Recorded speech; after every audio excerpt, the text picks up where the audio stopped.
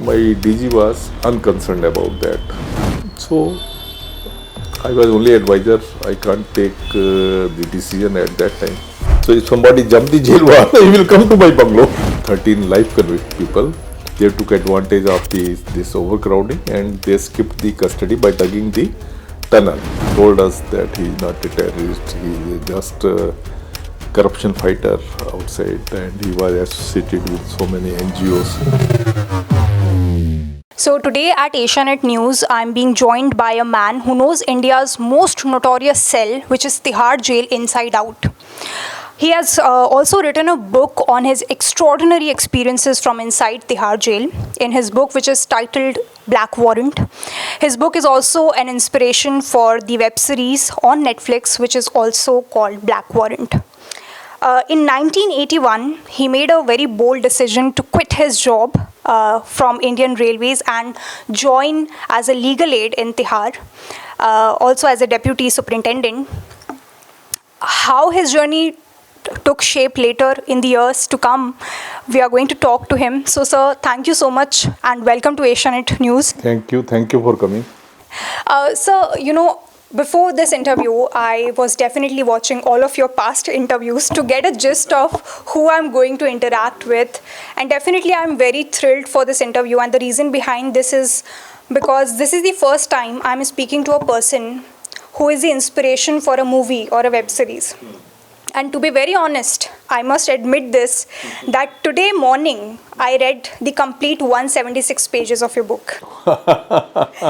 Because I first saw the movie and then I thought I need to dig deep and I need to read about whatever he has written, and so I did that before this conversation. Thank you. I'm very excited and looking forward to it. Sir, I want to begin because you have not spoken about your childhood as much in the book and also in your other interviews. So I want you to start a little bit from your childhood.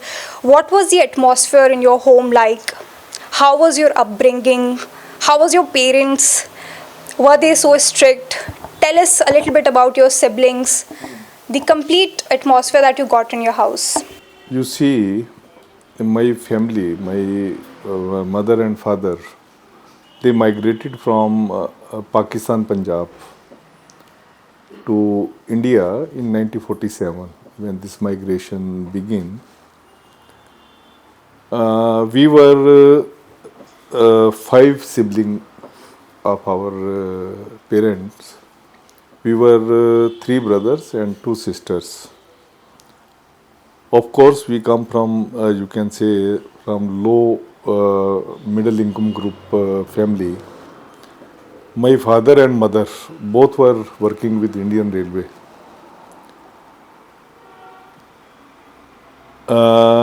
My eldest was my sister. She did her triple MA in different languages, English, Hindi and Sanskrit. Now she is no more. And next was my brother.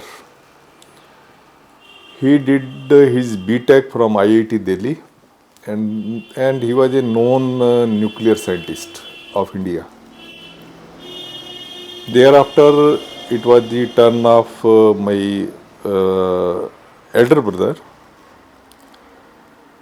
He did his post-graduation and was working at a good post with the Indian Railway, and now he is retired.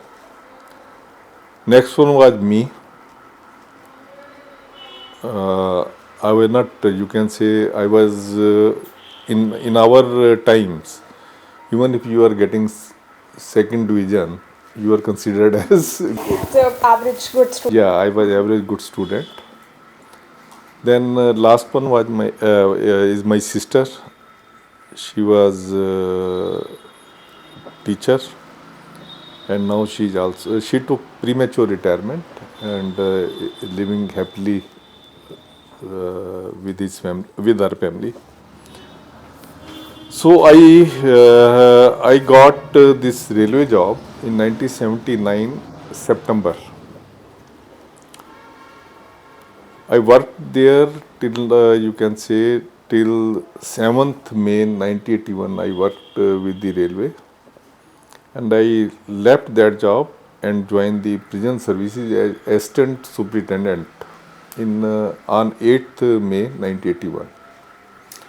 So, in 1981, when you got through your interview and you went to Tihar Jail for your joining, you were told by your superintendent that there are no vacancies. And at that time, I'm imagining because you've already by that time Yes. have left your job in Indian Railways. So at that time, a lot of things were going on in your head. You must be anxious, ki what has just happened with me? They are telling me there are no vacancies in Tihar. Basically, when he told me, then it was not easy to recover. Then Superintendent told me that you wait outside. Then I was waiting outside. Then another idea struck to my mind. I again entered his room and I told him that you might have received the phone call from one Mr. R.P. Singhal, IAS. He said, no, he has not received any phone call. My idea for this was just to convey him that I am also connected with higher ups. So he told me that no, he has not received any call. Then again I came out and was waiting that what direction he will give. Later I met with one gentleman. He came there. I thought that he was an officer of the jail. I just stood there to welcome him. So he told me that, are you new? I told him that, yeah, I am new. I have come here to join for the post of assistant superintendent.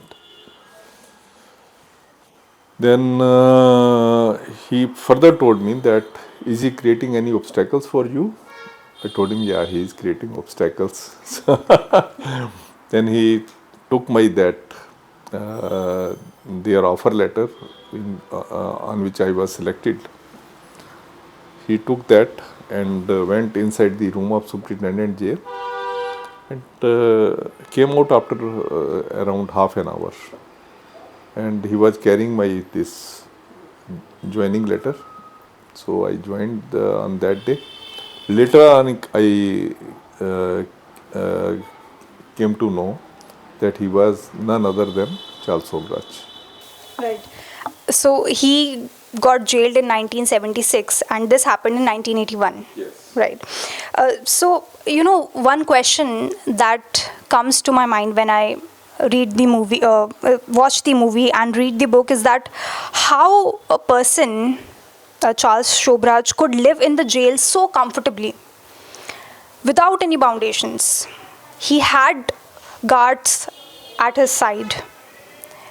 But, when you are a common man like us from the outside, you see that there must be some sort of, foundations and law and order inside the jail where the jailers are very strict with prisoners. They are able to control them in every possible way. But when we read about a person like Charles Sobhraj, who was living so comfortably, getting all the luxury inside the jail, how was that even possible? You see, there is one class in the jail who always keep the prison staff at tenterhook. They are the person who mostly draft the petitions for the prisoners and who are very infamous in filing the false frivolous application against the prison staff before the court. Even at that time it was Supreme Court. So the prison staff used to be afraid of such these trouble creators, and they used to call them as champion of prisoners' right. So for Charles Sobhraj, even there was one judicial commission, a district and session judge. He conducted an inquiry on the direction of the Supreme Court, and even that inquiry committee headed by district session judge Delhi. At that time there used to be only one district and session judge. He came out with revealing facts, and in fact that report speaks that he was virtually ruling Tihar Jail, because he was having some dictaphone in which he was having some objectionable voice of superintendent and deputy superintendent jail. You see, superintendent and deputy superintendent jail, they are actually under the rules. They are governing the prison in all aspect. Superintendent jail is the chief and deputy superintendent jail he is deputy chief. So when he was blackmailing them, so he was having SS everywhere. Not only him, but there were other prisoners also. Even though they were not having that recording, but since they were B class prisoner, at that time we used to have two categories of prisoners.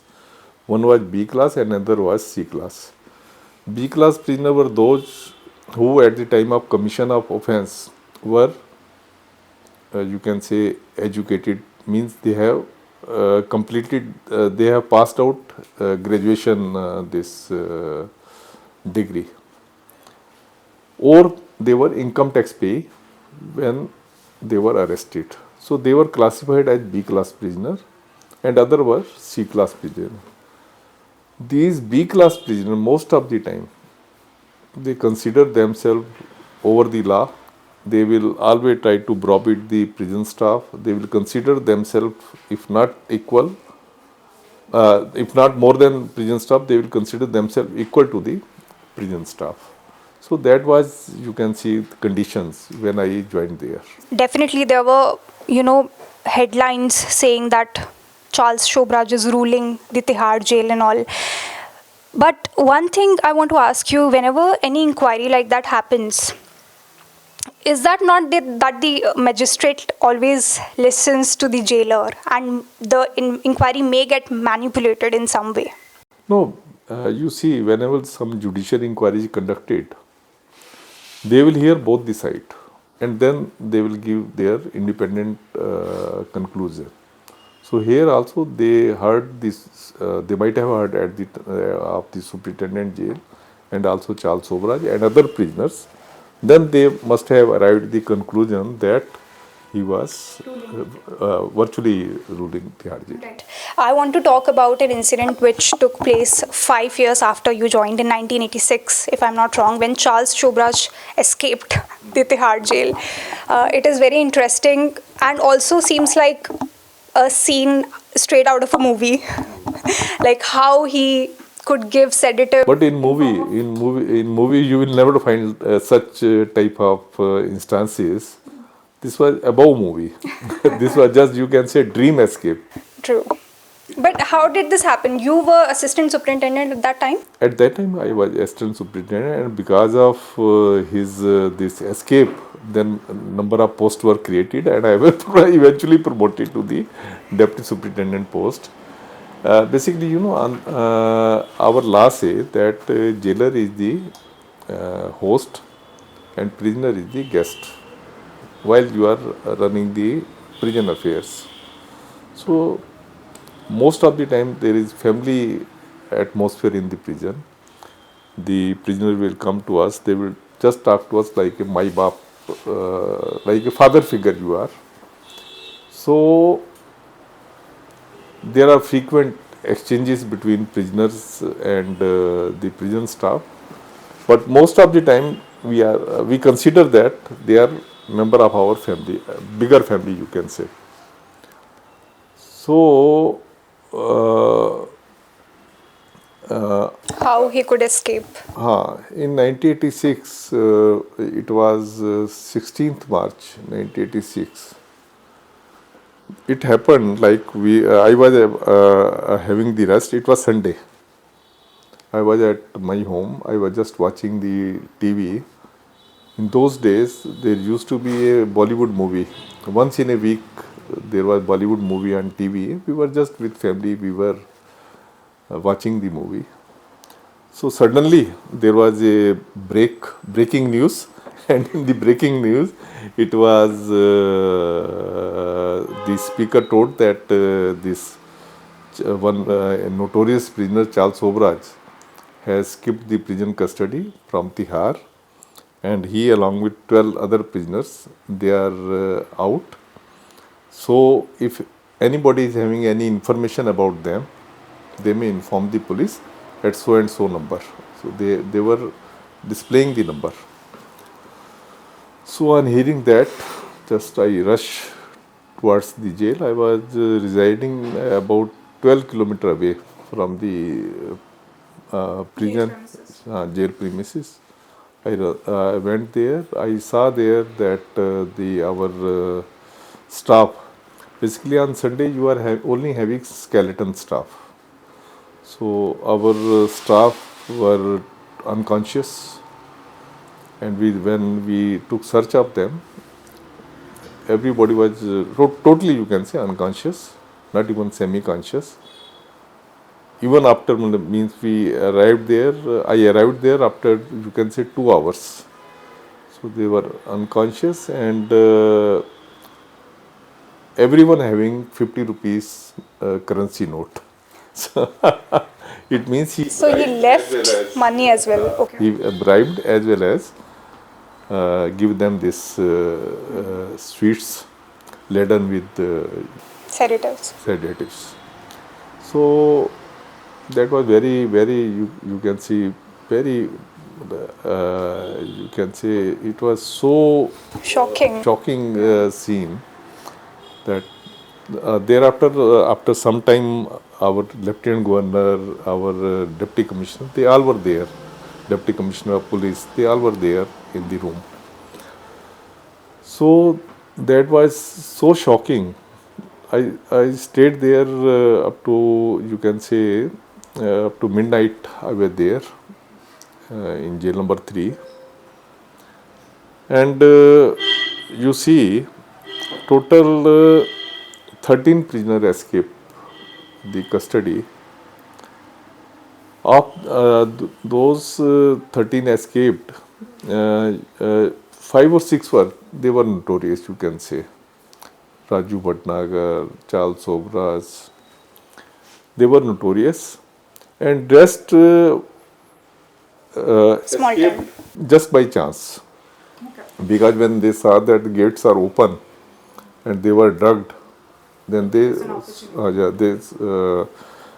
smell opportunity and they escaped. And 3 or 4 prisoners, they surrendered on the same night. On 16 March itself, in the evening, they came back. And rest were traced out after few months. I think 1 or 2 prisoners are there still out. Okay. One question as a journalist that comes to my mind is, I know that this is a very big aspect of your book, that your role, you saw it very clearly. You were not someone who would demean the prisoners. You were someone who was always there to empathize with them, to treat them in a humane way, and to also follow the rules. You were clear in your mind about that.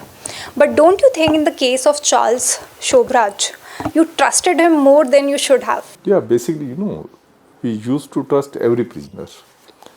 You will be surprised to know that we used to celebrate the birthday of other prisoners also. It was not only Charles Sobhraj that we celebrated birthday.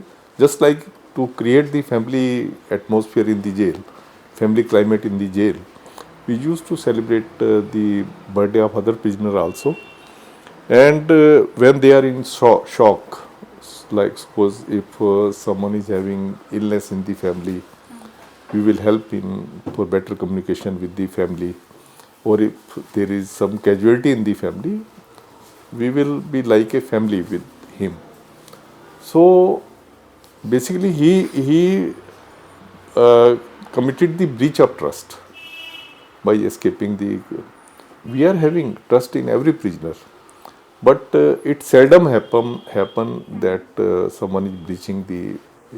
This is more like a cheating than escape. You write in your book that he would often come to your office and you would object to it and will tell him to go away. There is also a talk about how he controlled media, how he manipulated media, like how journalists would come meet him and the next day we would read stories about his narrative of the story. What was that like? What he was doing, even when I was not in the prison service, before that, I knew the name of Charles Sobhraj. That is somebody, some criminal who is Charles Sobhraj. It was because he used to hire freelance journalists, one or two.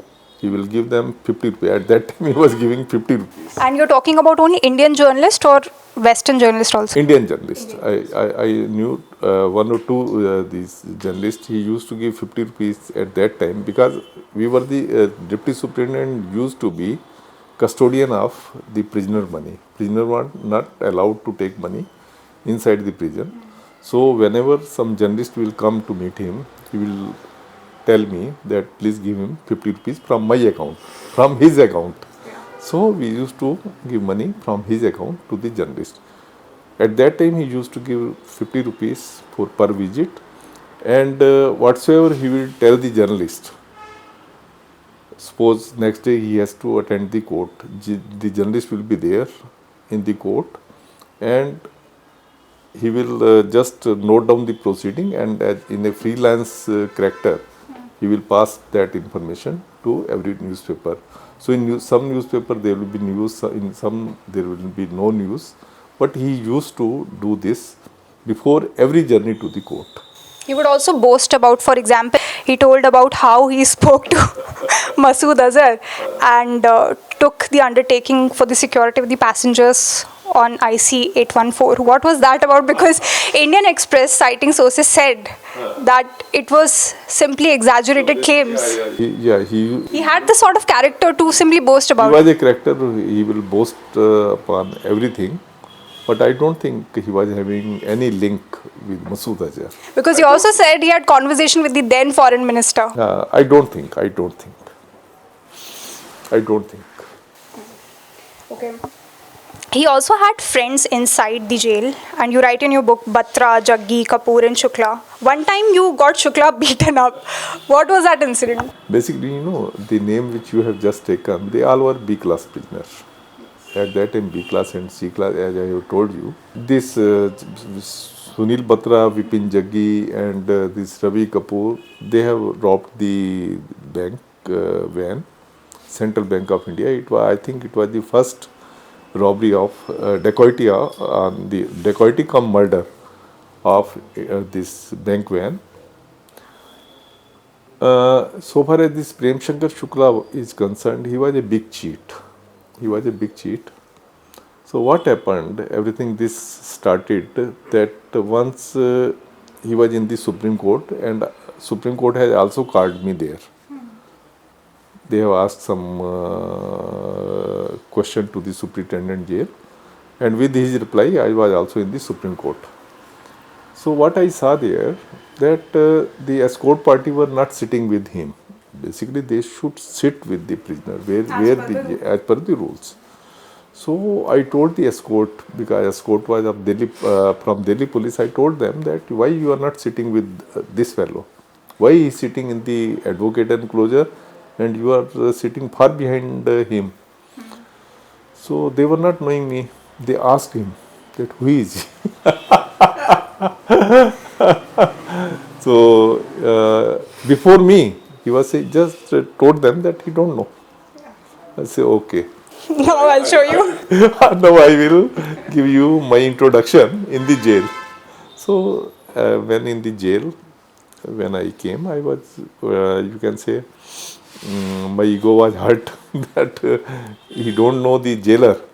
Then what, even the prison staff and other prisoners, they were also afraid of Mr. Shukla, because he was a very notorious, frivolous petition maker. He will file the petition for even a small thing. He will file the petition before the court. He will not file the petition before the superintendent jail or other. He will file the petition before the court to browbeat them. So it was his tendency to browbeat the prison administration. So when and our other prison staff, they were afraid of him.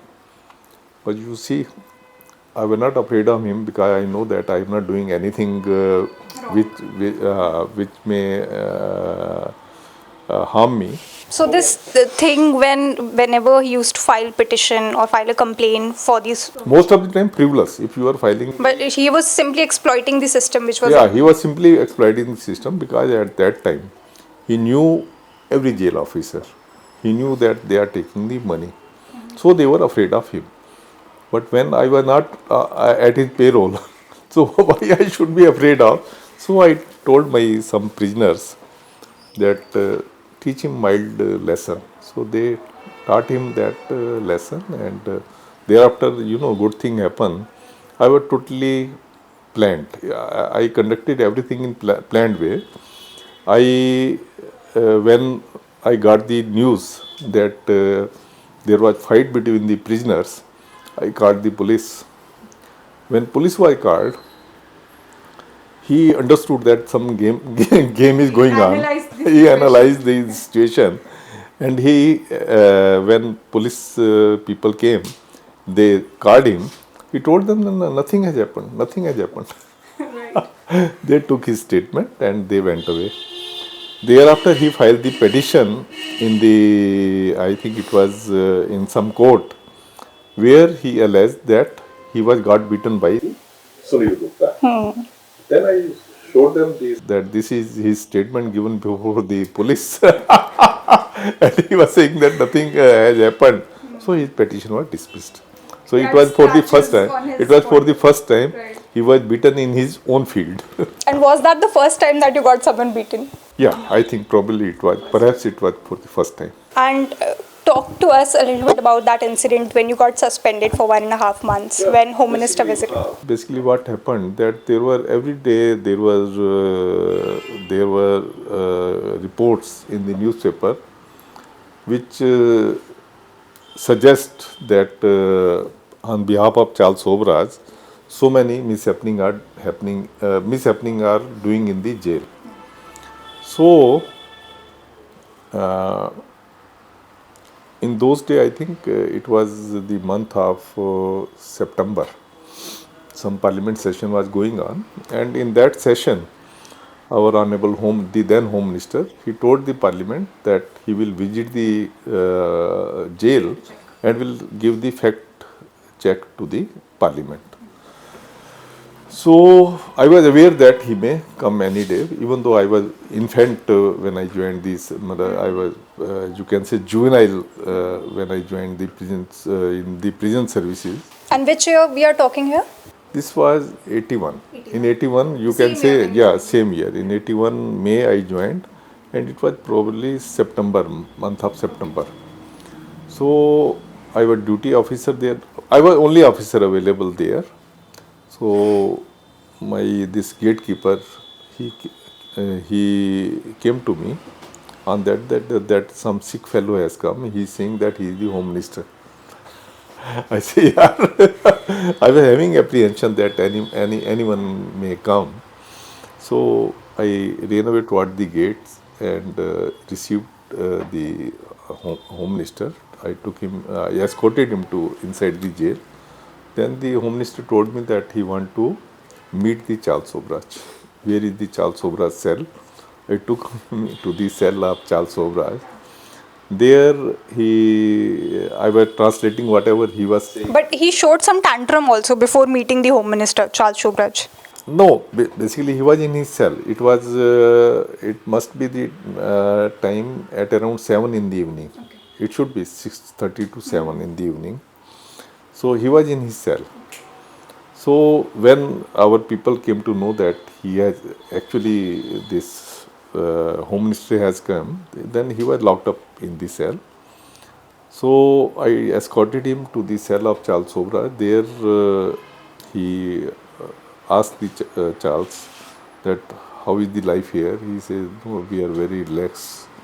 Then there were so many books lying in his cell. He told that all the book you read, yeah, I am very fond of reading. And these books usually he read and he sleep after reading. It is his habit. So I was the translator between him and conversation between him and Charles Sobhraj. So thereafter, when we were trying to leave that ward, that was 14 number ward, ward number was 14, where B class people were kept at that time. So when he was coming out, suddenly two miscreants appeared. They were Bhaji and Dina. They started shouting Chacha Nehru Jindabad and this is Chacha Nehru Jail. Here everything is available. So I was very happy when they were saying Chacha Nehru Jindabad. Even Gyaniji was happy that Chacha Nehru, Very patriotic yeah, people. very patriotic people.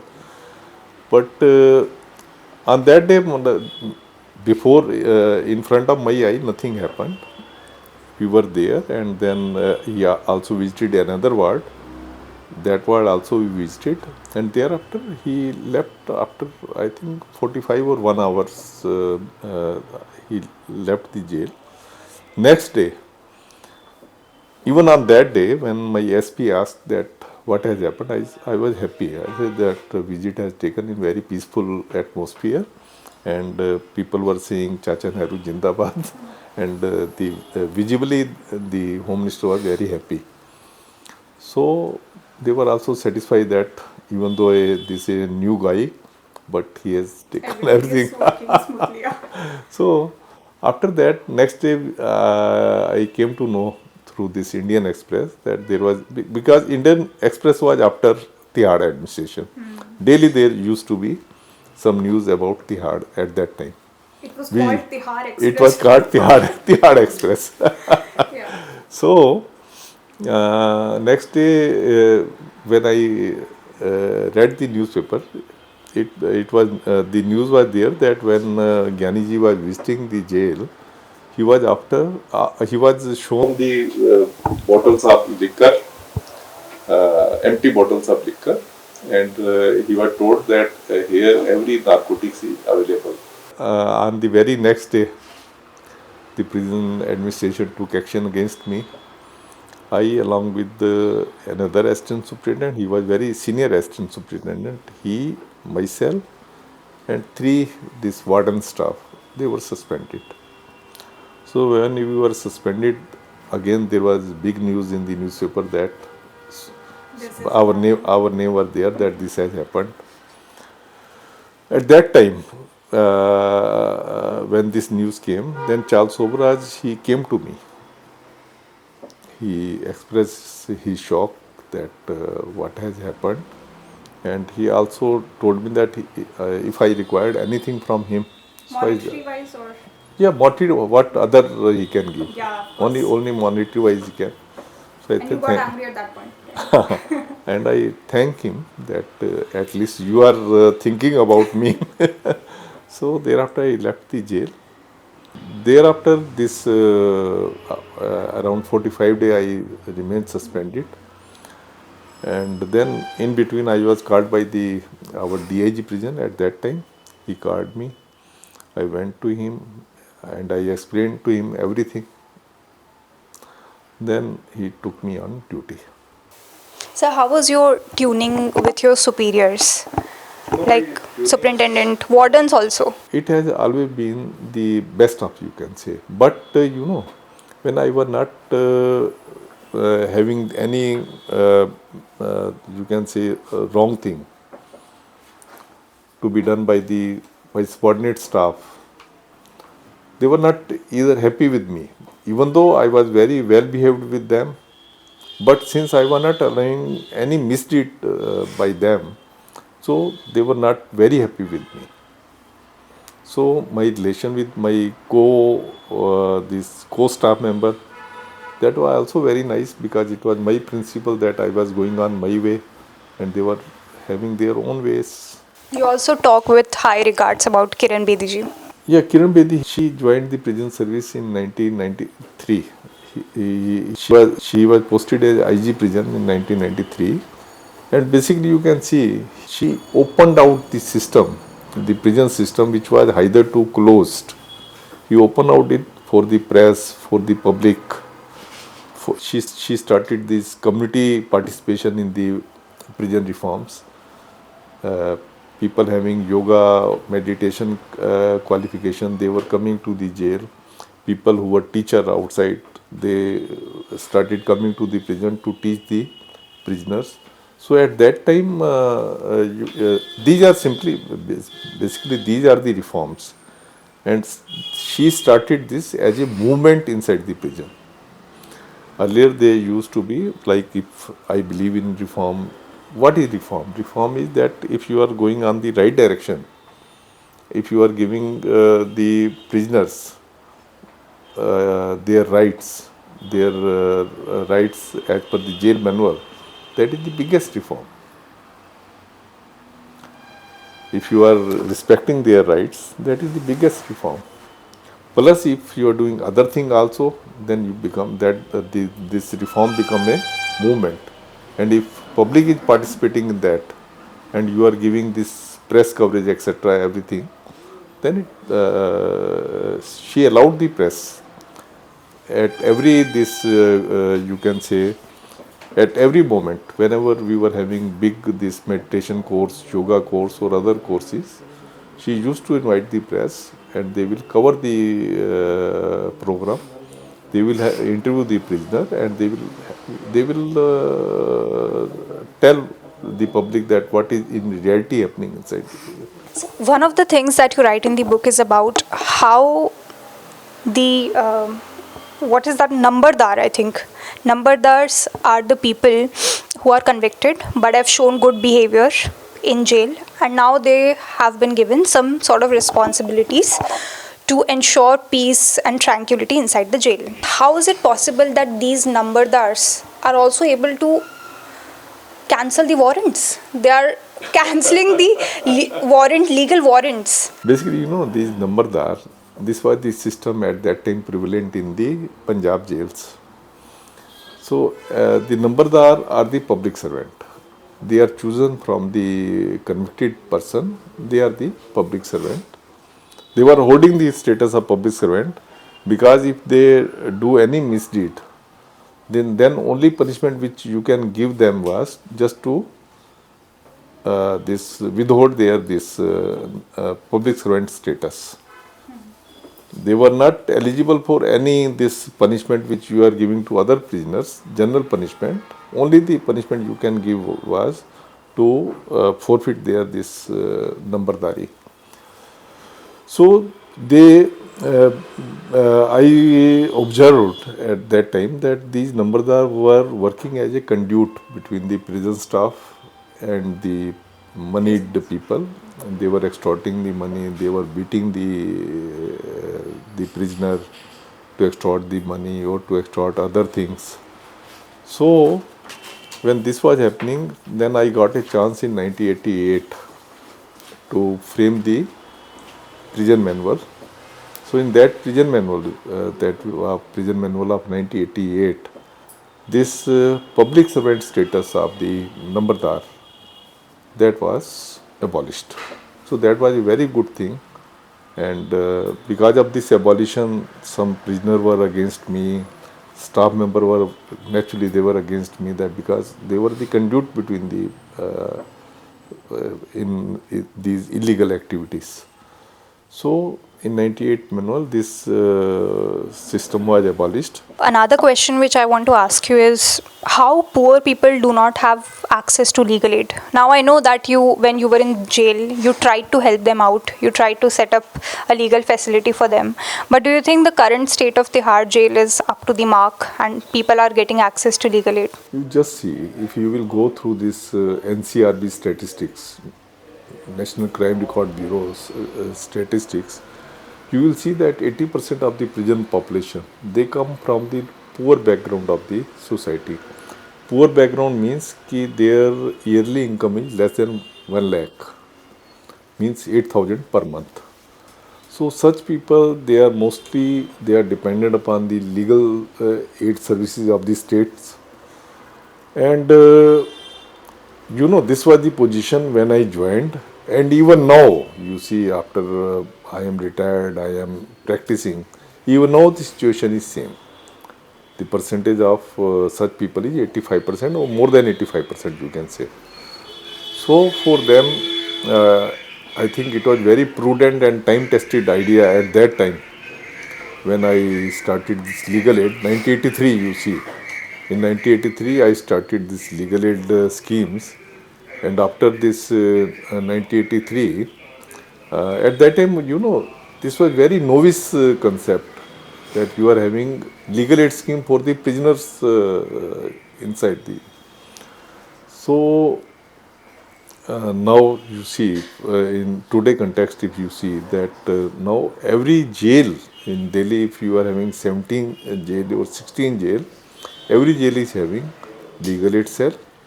Plus, you are having, if you want to file the petition before the High Court, you are having High Court Legal Service Committee, Supreme Court Legal Aid Cell, District Legal Aid Services. But now these are so much expanded. But I take pride that at that time, 1983, I took this decision that initiative that to have legal aid cell in the jail.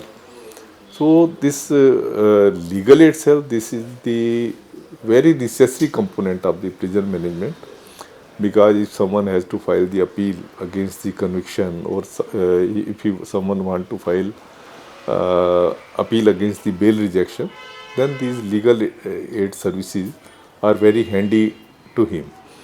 But I want to give you new perspective to this. Most of the prisoners, even though we are having legal aid cell in the jails, most of the prisoners, they prefer to have the help of these fellow prisoners in drafting their petition. This is a big dilemma. Big dilemma. If you will see that if suppose we dispatch around 50 petitions to different court from the one jail, you will see that 35 or 40 petitions are drafted by the prisoner and rest 10 are by the legal. But they are very efficient as well. These prisoners drafting petitions are very efficient and time tested, because they know that what is the mentality of the judge who will hear this petition. So by each calculation, they draft the petition, and most of the time these petitions are very successful. So I want to talk about a very interesting point that you made in the book about the chakkar, where most of the fighting happens between the prisoners. But why are there no CCTV cameras there when we know that this is where the prisoners fight? No, nowadays they are having CCTV cameras, but never the CCTV camera will cover each nook and corner of the room. So there are some places which are not covered by the CCTV camera, and those places can be misused. At that time, when I joined, there was no concept of CCTV camera. At that time, third degrees were through this chakkar. Basically, chakkar is the place where you are controlling the inner law and order of the jail, of that particular jail. So that is very important point of prison and management, prison administration. And our law also say that the during evening hours and during the morning hours when the jail is locked out, that is called, then locked out means during the evening hours we at around 7 or 8 we locked up the prisoners for the night, so that they Sab acha hai. Sab acha. So both time in the morning it is called sab acha, in the evening it is called sab acha. And both these important activities happen at the chakkar. So chakkar is very important point for the prison discipline point of view. So I want to come to a very sensitive case, the Nirbhaya case, and the topic of custodial death inside Tihar. We all read about it and we all are on the same page. As far as the reading and the books are concerned, that Ram Singh took his own life inside jail. But you have a different perspective of it. What is your perspective and how do you come to this conclusion now? Basically, you see that when I met the Ram Singh, when he was admitted to the jail, I talked to him, and he was a habitual drunkard. So I told him that why you committed this heinous offense. He told me that he was drunk at that time when this boy and girl came into his bus. She was drunk and they were indulging in some objectionable activity. So he got just flare up and this crime was committed. So when I was hearing him, he was not able to stand properly. Plus, he told me that he's having a rod in his right hand, and whenever he used to drive the bus, he will drive the bus with one hand, left hand. So first, I told at that time my director general that because our prison population, they dislike people who are in the jail in rape cases. Plus, at that time there was much heated environment. So I told my DG that we should keep them because this is our duty to give proper protection to every prisoner. So we should keep them in the high security wards. But my DG was unconcerned about that. So I was only advisor. I can't take the decision at that time. So what happened when he committed so-called suicide? One hooter was going on, and I ran toward the cell where he was kept. 3 other prisoners were also there, and he was found hanging with the grills which were about 10 feet above. So when I told the other prisoner, when I scolded the other prisoner that how he took his life, How he could manage to how he could manage to climb. There was one you can say bucket on which it was stated to me that he used this bucket to climb that, but that was insufficient.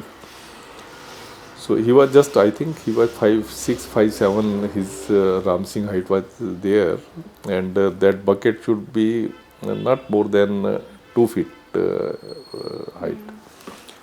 So when I told them that why this has happened, they said हम तो सो रहे थे. I told them that कोई भी इतनी नींद में ऐसे नहीं सोता कि उसको पता लगे कि what other prisoner is doing. But they said no sir, हम तो सो रहे थे. So I was apprehensive that this is not the suicide, but this is murder, because he was not able to climb that, and his one hand was dysfunctional you can say. So I was surprised when whenever there is death in the jail, that is judicially inquired into by the sub-divisional magistrate or judicial magistrate. So this his death was also inquired into by the sub-divisional magistrate, and I was surprised to see the report of the SDM that in his viscera alcohol was found. Nobody will give alcohol to such type of prisoner in the jail. So my conclusion was very fair that. So do you think that whatever happened, as per your perception, happened because of the public pressure or it was because of public pressure. It was because of public pressure, and you see, whenever you are giving death sentence, that is given in rare cases. There are guidelines set by the Supreme Court that in such circumstances you can give the death sentence. I don't think those guidelines match the and when these 4 people were hanged, But that is the legal thing. I will not. Yeah. So my this conclusion that he was killed, that was proven when I saw that in the report it was he was having alcohol in his viscera. Sir, another thing that you have been very vocal about in the book is setting up a training institute, which also, by the way, is a mandate under the Delhi Prisons Act of 2000. Yes, yes, yes. Where is the lapse taking place? Why is it not happening till now? This is very good question. Very good question.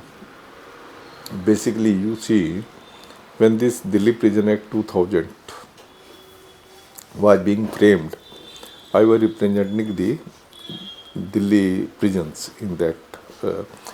There were 4 members, and I was the 5th. You can see, I was the prison staff for this representative there. I told them that this training, because I was not given training when I joined this, I emphasized that this training should be given to the prison staff. And they all agreed with me, and there was a provision in this provision was inserted that induction training as well as refresher training should be given to each staff member. This was mandate given in the Prison Act. But despite that, no training institute has been established. There may be so many other things, but no training institute has been established. And I am telling you the reason why this has not been established. The reason behind this is that a lot of deputationists are occupying the post which take the important decision on the prison management. These deputationists, they don't want that training should be given to the prison staff, otherwise their authority will be undermined. When the prison staff will come to know that what are their powers, what are supreme power, what are the other powers, they will definitely be more bold. So they don't want these deputationists who you see who are controlling the jail in every sphere of administration. They don't want that this training institute should be established to make aware the staff member what are their powers. What are their powers. Right. And do you think this is also a major factor? And because their powers and because they are not trained, they don't want to see the jail manual. Because they say, "Arey, jail manual they to put very inferior thing they consider to the jail manual." So they are not in favor that this training institute should be established, and that is the reason that now 25 years have passed after this prison act. Till date, we are not having this training institute. And deputation is also an issue why Tamil Nadu special forces were brought in.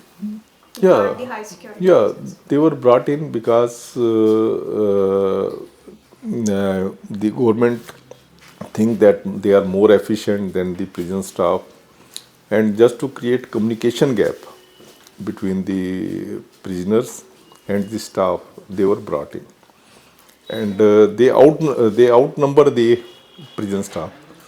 At that time, when I left the prison administration, they were around 1,200 in number, these TSP staff, and prison staff were also, I think, in same number. And most of the time they outnumber because there are a lot of vacancy. Vacancy is also a major issue. Yeah, there is also always vacancy in the prison cadre. So because of that, they are also in dominant position. And is there also something like that a Haryanvi person in the administration will support the Haryanvi prisoner? Or the casteism that plays in? The casteism, regionalism, this happened everywhere. And that I think happened with you as well. That happened with me also. Yeah, I am also the sufferer. Yeah. Right. You also talk about the drug abuse inside the jail. how is it possible that people are able to smuggle drugs inside the jail? We know that there is a trail wherein you give money to the guard and that guard brings money from outside as well. That is in collusion. That is in collusion that you are giving money to the guard, or with, if you are not giving money, you are ensuring that you will give money to him so that he may bring this drugs, etc., to the jail. Basically, most of the time, every time they are having new idea to smuggle the article inside the prison. At that time, in 1981, at that time, smack, etc., were not in that horizon. At that time, they used to take Mendex tablets. These are Mendex tablets are just like Alprex nowadays, and they used to take Mendex. They will sedate themselves and then fight with each other like that. So at that time, these Mendex, these were being supplied from the prison dispensary, and even now they take Alprex from they are prescribed Alprex by the prison doctor. So the mode or modus operandi. I'm just trying to understand that the doctor prescribes the medicine basis the disease, or No, if you will go to the doctor and will say that you are not having sleep during the night because of so many reasons. there has to be some sort of proportion or the amount of tablets at the doctor. At time mostly they give one Alprex tablet, But then they smuggle. they may get smuggled more, and they will say that give us this 7-day dose or wo, and they will take all the tablets at one time. So this modus operandi of smuggling these drugs was they use their private parts. They use their private parts to smuggle mobile phone and these drugs, etc. What they will do, they will just put the drugs in one this polythene, and they will just ingest that into their stomach. Then when they will come in the jail, because that will not be detected, when they will come back to the jail, they will just vomit. That will come out, and then they will, you can see, enjoy. Plus nowadays they are having bowls from outside. They will throw the bowls inside the prison, and in these bowls, the drugs and But mobiles. now I think there is some sort of netting inside. They have done, they have done netting, but that is insufficient.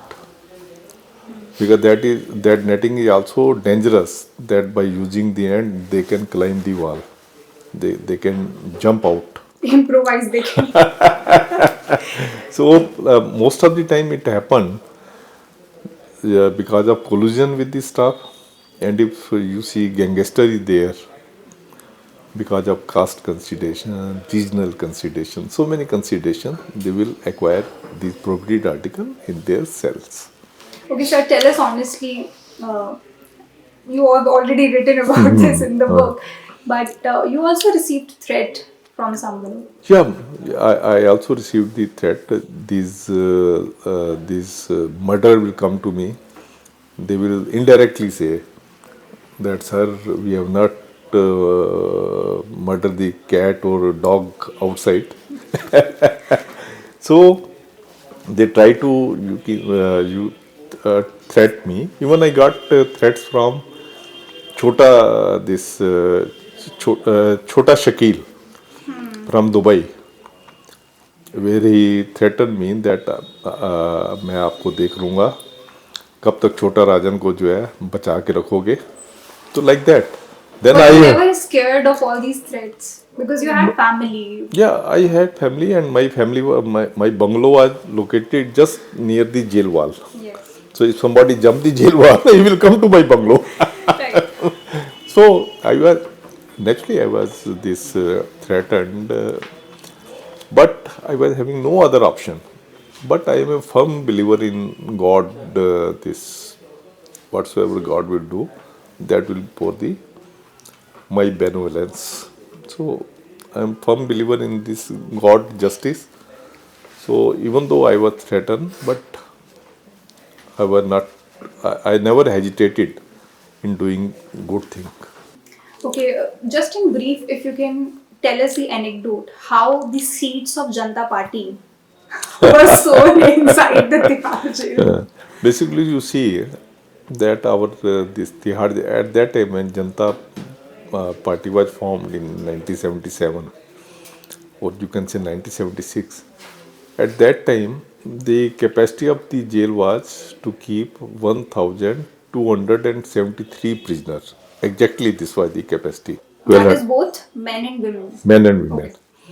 But at that time, when this Janata Party was formed, when this emergency was imposed, then around 8 to 10,000 prisoners were lodged in the jail from all political party, from all you can see. Even at that time, you see, in 1976, this tunnel escape case happened because their attention was only on the security of these politician and these 13 life convict people. They took advantage of this overcrowding and they skipped the custody by digging the tunnel. Shawshank By digging the tunnel, by digging the tunnel, and that I think tunnel was 100 feet, around 100 feet in length, and 13, you can say 13 life convict. They skipped the custody. So when these political people were kept, they all were kept. They were not kept that in this compartment the Jansanghi will stay, or here Congress old people we here communist. They all were scattered all over. So during that, they were having a lot of time to talk to each other. Then I think they understood each other philosophy, and then this Janata Party was formed. I think in this Janata Party, this Nanaji Deshmukh, Vijay Raje Scindia, they took leading part in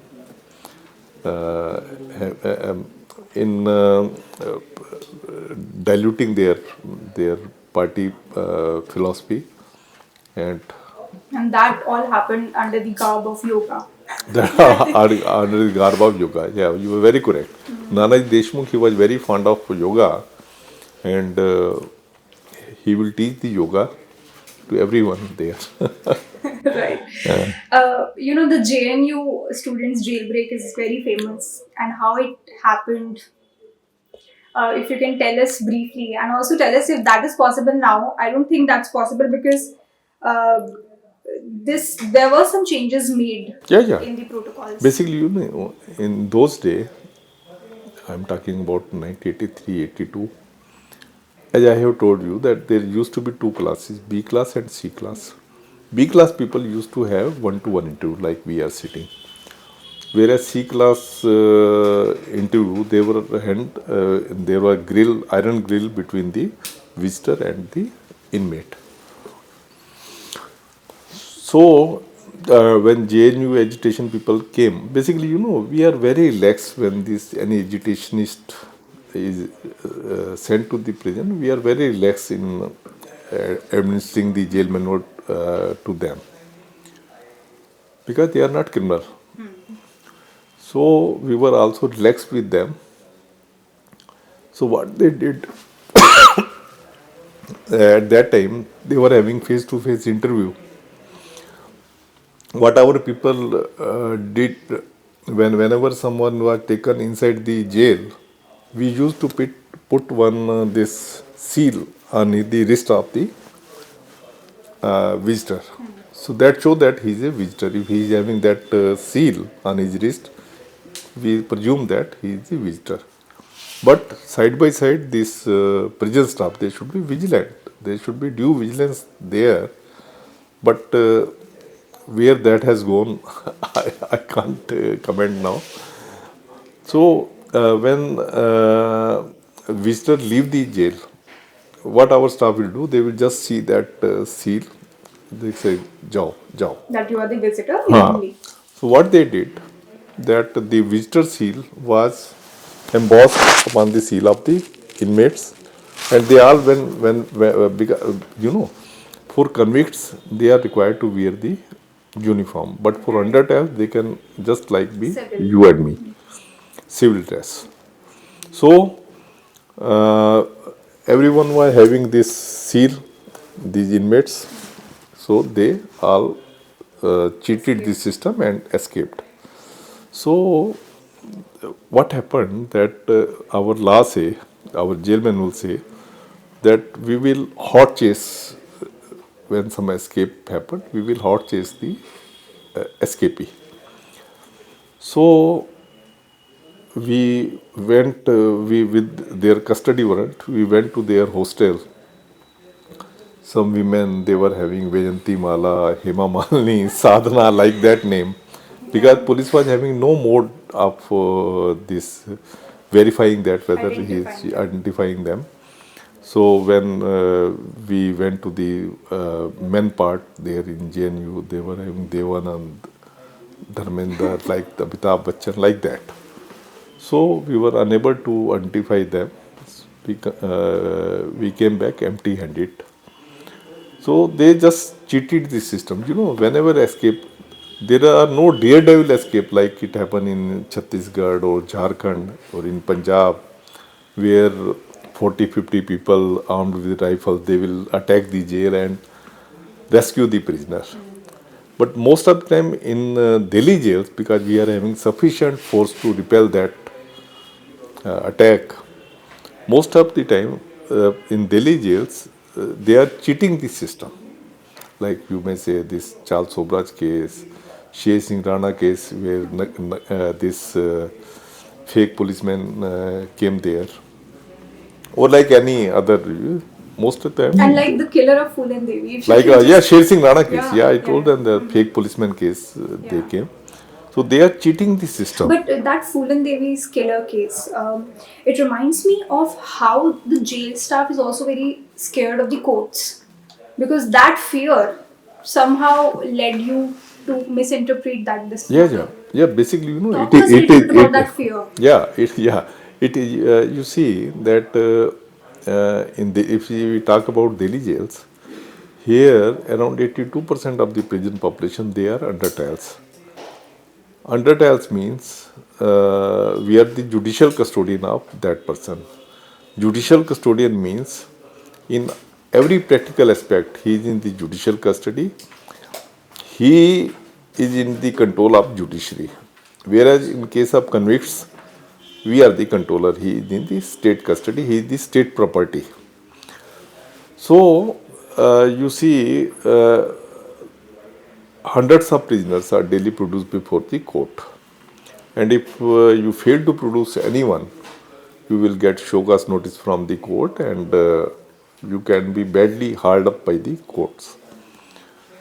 So we are always having pressure to produce the prisoner, and some of the prisoners have to attend the outside Delhi courts of nearby states like UP, Haryana, Punjab, where the prisoner, if they leave early in the morning, they can come back in the late evening hour back to the jail. So in such cases, we used to produce the prisoner. So in this case, he was having the cases in UP. So the practice was that the policeman from that state will come and he will take the custody of the prisoner. What happened in that case, in Sher Singh Rana case, that fake policeman came from outside. He told that he has come to take the custody of Sher Singh Rana. We, unsuspecting that he is a fake policeman, we handed over the custody to him. Basically, he was well prepared. He earlier met the Sher Singh Rana in the capacity of his lawyer. So he was well aware the nitty-gritty of the prison administration, and he exploited that. In general, there is a fear of court that. Yeah, in general, there is a fear of court that if you will not produce the prisoner before the court, they could be hard up for contempt of court or disobeying the order of the court. One of the debate point that you have sparked is also why the jailer is not considered, not even in the police force and also not in the bureaucracy, and is not paid as per both Yeah, the yeah, categories. yeah, yeah. Then how do we reform that? Yeah, yeah. That is the, that is the biggest, you can say, tragedy with the prison people. The prison people will say that we are equivalent to police. Make us the pay and perks equivalent to police. But police will say no, no, no. They are not. They are not. They are civilian. They are civilian, and they should not be paid and perks as per police. If we will say that okay, we are civilian, then civilian people will say no, no, no, no. They are not civilian. They are uniform men. They are police. So the result is, end result is that we are neither here nor there. We are not getting good pay scale. Most of the prison, this you can say prison cadre people, they are not getting the good pay scale. Only superintendents and above who are on deputation, they are getting their pay scale. They are getting higher pay scale here. But so far as prison cadre is concerned, they are getting lesser pay scales. Their service conditions are miserable. They are being ruled by the outsider deputationist. You know, under the Nelson Mandela rules, where the India is the signatory, there could not be any secondment of the prison service. But in Delhi, we are these overpowered by the deputationist. It's in a subverted position. Yeah, in a subverted position, as a result of which you see, because they are not trained, there is no, I think the very meager, you can say, this discipline, and they are not treated well. In your book, you also talk about marriages between jailers and convicts. Do they really work out? Because you talk in elaborate manner about how one intern who came into the jail fell in love with a convict, Gurdeep Bagga, Yes. who was actually a murderer, Yeah, alleged yeah. murderer, and Yeah. later he was acquitted, I think, Ah. of the case. So, tell us, do they really work out? How is the chemistry? Because you have been a jailer. I understand that you got married and everything happened outside of the jail, but you have a first-hand account of what happened inside also. So basically, you see, here the prisoners are very aggressive. They used to this browbeat the prison administration. They are very aggressive. In Delhi, they are aware about these prisoners. They are aware about their rights, but they are not aware about their duties. But they are aware about their rights, and they know that they can file for any petty thing. They can file the petition before the court, and they will get the relief. So they are living in the aggressive way, and it was because of that Gurdeep Bagga got married with that intern. Basically, I was controlling that thing. I was the nodal officer for that. So when that intern applied for meeting the prisoner, I recommended her because basically, these prisons are the laboratory of the criminal justice administration, and the Supreme Court has also stated in several judgments that we should encourage this type of visits, research. We should That is the encourage. time also when you were looking at reforms. Yeah, that was the time when I was looking for the more reforms in the prison system. So when she wanted to read the psychology of the prisoner, on that she wanted to present a paper in her university. So we allowed that, but later on we came to know that she was having affair with that prisoner. Gurdeep Bagga, he was my typist in the legal branch. So that happened. Ultimately, they married, and now they are having their two siblings. Both are settled abroad, and this Gurdeep Bagga, he is doing very flourishing this liquor business, and very flourished businessman. He used to come to me, but you see what happened that our women prison staff, I think that they are having a sort of this low self-esteem, or you can say inferiority complex. So I have seen that one our prison head matron, she married to the rapist. That rapist, he was on duty on gate duty of my office. So she married with him. I have seen that doctor, lady doctor, she marrying the murder accused. I have seen one counselor. She married with one convict who was released after having 10 years of imprisonment. So like that, I have seen so many. Even I observed that most of the female staff, they are not having good match. They are not having good match even outside. That is my observation. I have no right That to. happened in your case as well. So I'm not sure how much it was projected in the movie, how much of it was true, but it happened in your case as well. yeah, in my case also, basically, when my brother was going to marry, my mother told me that don't tell that you are working in the prison department. So that was her viewpoint, and but that is the case that in women case they are more sufferer. Women staff, they are more sufferer because they are totally outmatched by their partner. And in the male case also, they in this urban area, they are finding it difficult to get the good match. It is also your philosophy to not go to any invitation, be it marriage or any other invitation, to the former convicts or the former prisoners. Yeah, Why is it that? Has it changed so far? no, basically Now you're now I am retired, but I don't used to visit the marriage of staff member because whenever I will go there, I will see number of number of the prisoners, ex-prisoners who were influential while they were inside the prison, and they are attending the marriage. They taking food along with the prison staff, taking liquor along with the prison staff. So that I don't like. I need a semblance of discipline wherever I go. So that was not too much my liking. So I used to avoid these marriages. Now, as we talk about Billa and Ranga case, we know that this is one single case which changed Delhi forever. It was Yeah. not known as the rape capital of India Yeah, earlier, yeah. but this case changed it. But in this also, Ranga at the time he was about to be hanged. Everything was fine. When the doctor checked the pulse, he still had it. It was illegal.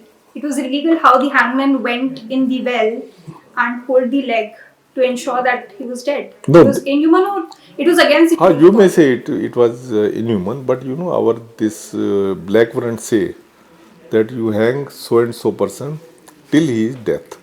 And there is no guidelines as to you cannot go and No, pull no, the there are legs. no guidelines. No guidelines that you will pull the leg. But there were no other option because this he was a man of very thin stature. This Ranga. So if somebody is holding his breath, so that may take a long. That either you keep him hanging for 5 hours, 6 hours, 10 hours. Ultimately, he will die. He will die. But our law says that within 2 hours, after 2 hours, doctor will declare him death. Do you want any change in that? That it has to be done as per the procedure. No, basically it hold good for other prisoner, but if someone is of very thin stature, then there may be problem. But this that was the exception. But I know for a matter of fact that you are against death Yeah, I penalty. am against. Yeah, I am against Why the is death that? penalty. That is because mostly this is awarded to the poor prisoner who are unable to have good lawyer.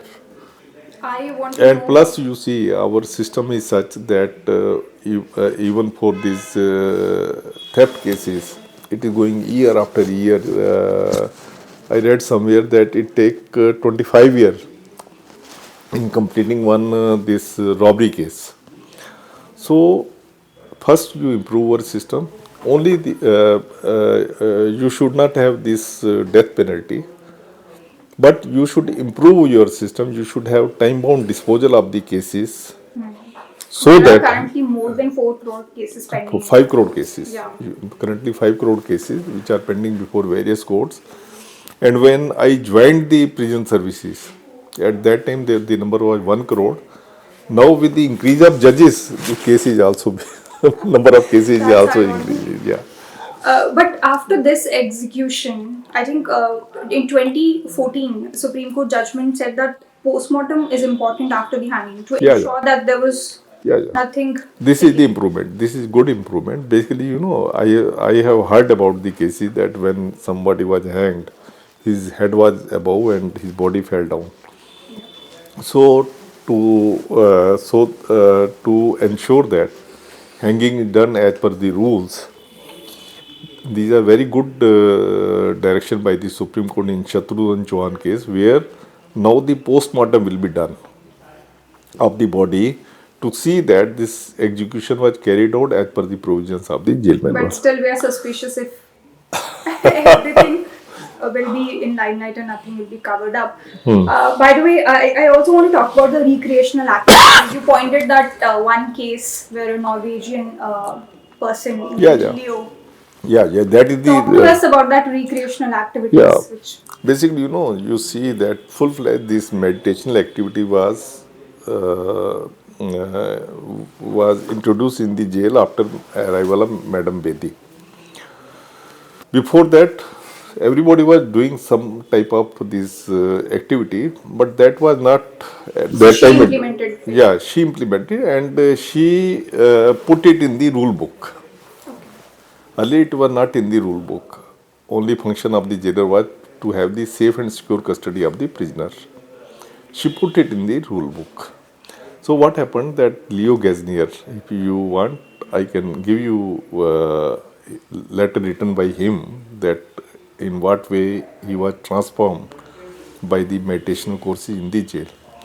So the Leo Gaznier, he was sent to the prison while he was smuggling out 2 kg of heroin. So when he entered the prison, he was very abusive. He used to spit on the other prisoners. So as a trick, we put him in the, we counsel him that he want to do this meditation course. With reluctance, he says, okay, I will attend. He attended one course. He did one course. And then he requested that he will also like to do another, he want to repeat this course. Then he repeated that course of Vipassana. After that course, he was having very, this, you can say, his aggression was meltdown. Then he gave us one application that he addressed to the court that he want to confess his crime. He went before the court because usually such confession is not allowed after 1 year of this trial, but in his case it was allowed by the court, and he confessed before the court that he was caught with 2 kg of smack, but judge said that no, here it is 1 kg. He said, I don't know where one other 1 kg has gone, but I was caught with 2 kg of smack, because in Norway it is very costlier. Here it is very. So the judge did not pull up the.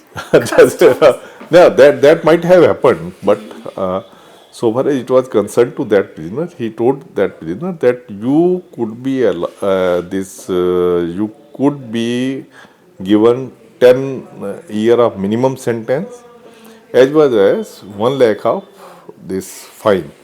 That is the minimum. He said, okay, I'm ready. So he was allowed this. He was granted this sentence by the court. And when he was interviewed because at that time, whenever somebody was having this meditation course, they were allowed to have interview with the press. So in his interview, he told the journalist that even though he may be physically incarcerated, but he is mentally liberated. So that was the story of his reform. Thereafter, he was granted premature release by the President of India, and he was sent to his state. I think that was the first and last case in which NDPS advocates this convict. His sentence was given this. He was given prematurely, remitted. So now I want to talk about Maqbool Bhat. everything happened so quickly. Do you think that justice was served in that case? No, basically, I think there was some government planning to use the Maqbool Bhat, but that could not happen because of that Indian diplomat was killed in UK. So he was hanged in hurried this. There was no trial for No, that particular earlier, no, case. no. He was, the trial happened and he was given, after conclusion of trial, he was given death sentence. And I think his this mercy petition was pending with the President of India, and that too was, I think, rejected. That too was rejected, but he was just kept like that. So after our diplomat was, when he was kidnapped and killed, then they take this hurried decision that he should be given this death sentence. Then at that time, our IG prison, he went to visited the Jammu jail, Jammu court. From there, he brought this black warrant, and then he was hanged. But was there any substantive evidence to link? No, that I don't know, because that should be reflected in the proceeding of the court. Now, the most important highlight which I found was that of the book was the Afzal Guru section, where you write with deep emotional value that how you felt so bad about his last words and how his last wish, which I want to hear from you. So, talk to us about, as a jailer, if I try to put myself in your shoe, which I don't think I'll do justice with it, but still I feel that everybody needs to understand your perspective, and I think you should be less criticized if by anyone, because you live in the jail 24/7 with these people, though there are lock in and lock out times, but you go home just to take sleep, because you said in your book that the lockout time was around 11 p.m. at that time. At that time, it At was that 11. time. Yeah.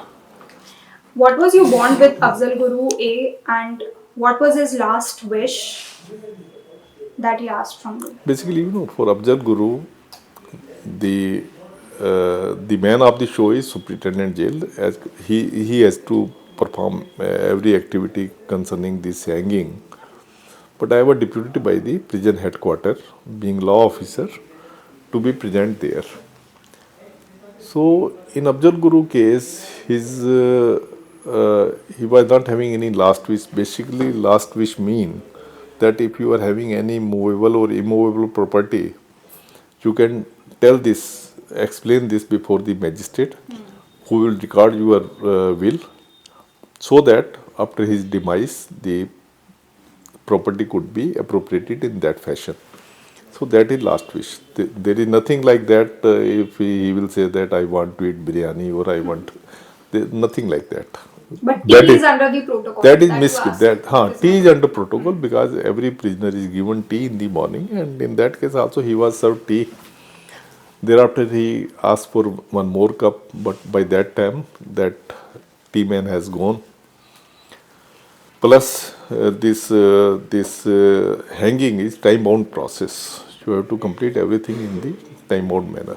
So thereafter he told us that he is not a terrorist, he is just a corruption fighter outside, and he was associated with so many NGOs. Like that he told us. We were having no other option but to hear him. So then I told him that if he want to say anything to his countrymen or his Kashmiri people, then he wrote a letter to his wife that now he is going. Please keep peace outside and take care of my son. Ghalib was his son. I remember his. And he also told me that had he been terrorist, had he been having terrorist mentality, he would not have brought up his son in the medical field. No terrorist like that his son do medical in this higher education. So he tried to convince us that he is not a terrorist. He is only a fighter for corruption-free India, and he is as much patriotic as we are. Then suddenly he told us that he wanted to sing a song. That then he started singing that song of Badal movies. अपने लिए जिए तो क्या जिए खुशी ये दिल जमाने के लिए means that if you are having this life, you live for others. That is the true meaning of the life. So he was also singing, and we were also with him. Jointly we were singing that song. Just to interrupt you, that letter, it never reached his family. No, it later reached when he was, the day he was hanged, the letter reached there. But his family members were not able to meet him because It reached late. it reached late. So he also told me that he is seeing a lot of this passion in my eyes. So he want to see my eyes when he will be hanged. So I was having no objection if he was seeing this passion in my eyes. So he was saying that if he will see my passionate eyes, he will be feeling less this Fear. fear. Okay. So thereafter, when he was taken to this news, he was just looking at my face, and thereafter his face was covered, and he was hanged. And the same process, after 2 hours, doctor declared him dead, and his body was buried there in the jail. Nearby Maqbool. Nearby Maqbool, but yeah, grave. Basically, our law say that rule is that you will hand over the body to the family members, and if it is not security viable, then at the advice of security people, you can cremate or bury in the jail itself. Right. Now I want to come to the killers of former Prime Minister Indira Gandhi. Now Satwant Singh was not in his proper state of mind when he was hanged. How do you look at it? No, basically, Satwant and Kher Singh, they were hanged. He was not too much talkative. Kher Singh also, he was not too much talkative. And he used to, Satwant Singh, he actually, basically, when he was admitted to the prison, he was very aggressive. So we used to have fetters to keep proper control over his activities. So at the time of hanging, basically everyone, whenever someone is hanged, they become tense, and the same was the situation with him. But only exception was Afzal Guru, which I told you, explained to you. So he was also tensed, but we were bound to carry out that. You were bound. We were bound by the law, yeah. So I want to talk about your meeting with former Chief Minister Arvind Kejriwal. Yeah. Basically, there was one prisoner, Sunetra Chowdhary. He was very influential and moneyed, most rich person. I saw that he was given too much facilities. He was not kept in the jail. He was kept in the court complex. Even though court order was there, he was kept in the court complex. And there he was getting every type of facilities. Like that court complex was our air conditioned.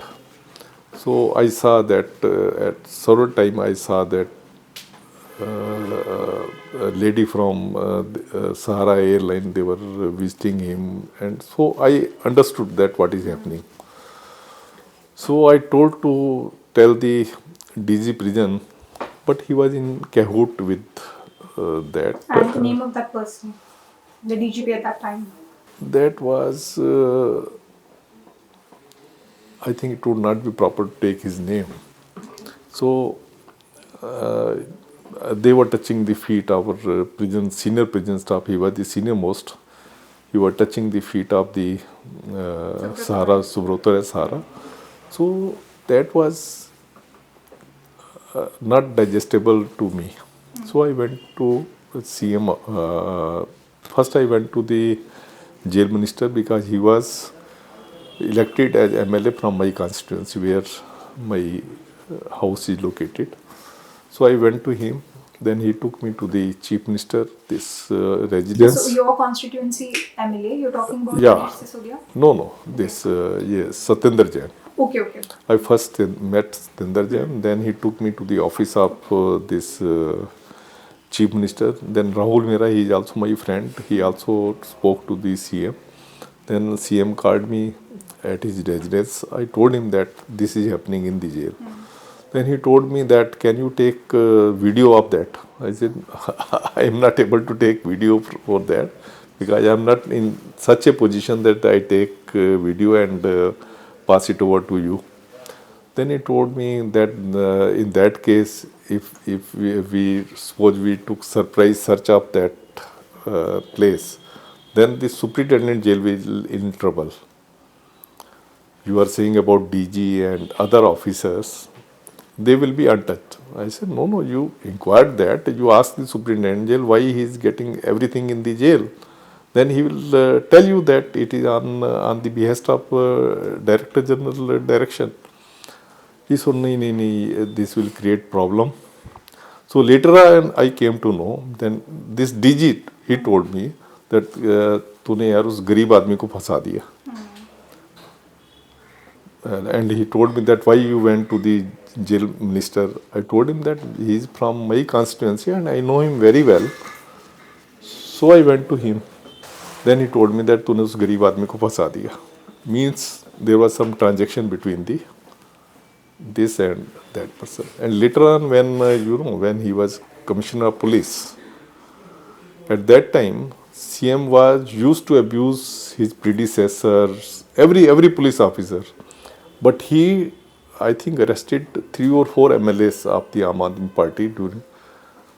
He was, every time, he was referred as a gentleman. So, then someone told me that it is because of you that they are having good friendship. So that is in brief, they are very influential people. They can do anything. So because it was not digestible to me, so I think, even though I think it was stupidity for me, but now I think that was not stupidity. I can't pressurize myself to the extreme.